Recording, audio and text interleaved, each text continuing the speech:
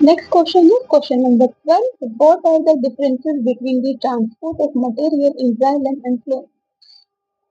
xylem and phloem के बारे में डिफरेंसेस पूछ रहा है कि वो कौन कौन से मटेरियल को ट्रांसपोर्ट करते हैं। तो अगर हम बात करें तो xylem आपको वाटर एंड मिनरल को ट्रांसपोर्ट करते हैं इन यूनि डायरेक्शन, यानी कि सिर्फ और सिर्फ xylem मूव करते हैं अपवर्ड डायरेक्शन में।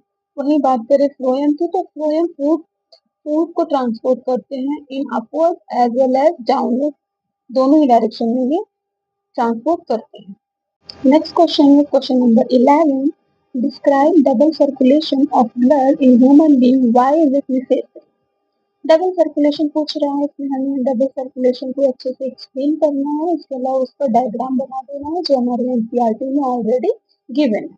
तो स्टार्ट करते हैं पल्मोनरी सर्कुलेशन। पल्मोनरी सर्कुलेशन क्या होता है? Deoxygenated blood from the body travel to the heart. Deoxygenated body से कहाँ पर आता है? हार्ट में आता है। कौन लेकर आएंगे?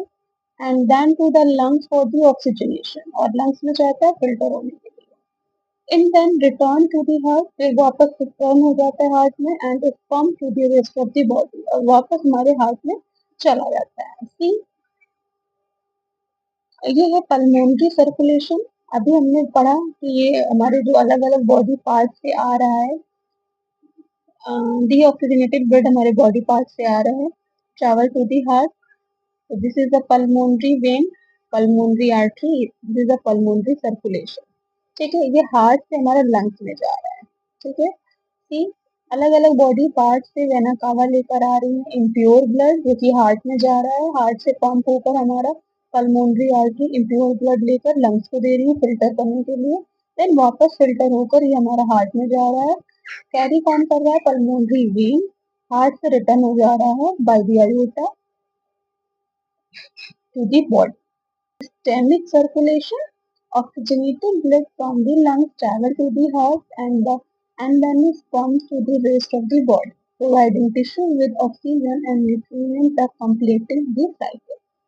जो मैंने अभी डिस्कस किया, ये मैंने जस्ट ऐसे डायग्राम ड्रॉ कर दिया है, लेकिन आप लोग एनसीईआरटी के जो डायग्राम गिवन है उसको आप ड्रॉ कर सकते हैं। The system is necessary for efficient oxygen delivery to tissue and waste removal, ensuring optimal body function and maintaining a stable body temperature। Double circulation क्यों जरूरी है? तो इफिशिएंट ऑक्सीजन डिलीवरी, यानी कि जितना हमारी बॉडी को ऑक्सीजन की नीड है उतनी कमी फुलफिल होनी चाहिए बॉडी टिश्यू को। उसके अलावा वेस्ट मटेरियल रिमूव होने चाहिए, बॉडी टेम्परेचर और बॉडी के हर एक पार्ट अच्छे से फंक्शन कर रहे हैं। Last question is question number 3rd. Compare the functioning of alveoli in the lungs and nephron in the kidney with the respect to their structure and functioning। Especially mainly difference पूछ रहा है alveoli और nephron में, लेकिन सिर्फ difference हमें बताना है स्ट्रक्चर एंड फंक्शनिंग के बारे में। स्टार्ट करते हैं फ्रॉम एल्वियोली। एल्वियोली का स्ट्रक्चर होता है, टीनी होते हैं, छोटे होते हैं, बलून लाइक होते हैं या सैक होते हैं, इनकी लंग्स में पाए जाते हैं। Nephron is the microscopic tubules, tube like होते हैं, किडनी में पाए जाते हैं। इसके अलावा consisting of glomerulus and tubules, इसमें ग्लोमेरुलस होते हैं यानी कि कोइल्ड आपके कैपिलरीज होती हैं एंड ट्यूब्यूल्स। बात कर लेते हैं एल्वियोली के फंक्शन की, तो maximize the surface area for efficient gas exchange between air and blood.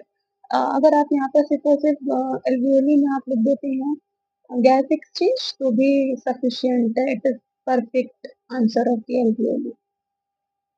बात करें नेफ्रॉन की, तो nephron involve the filter blood through the glomerulus, reabsorption useful suction, यानी कि वो ब्लड को भी फिल्टर करते हैं, इसके अलावा रीअब्जॉर्प्शन भी करते हैं। In tubules excrete waste product as a urine, और वेस्ट मटेरियल को भी रिमूव कर देते हैं एज अ यूरिन। हमने चैप्टर 1 लाइफ प्रोसेस क्लास 10 का बायोलॉजी के नोट्स हमने सॉल्व किया। आई होप कि ये आंसर आप सभी के लिए हेल्पफुल रहा होगा।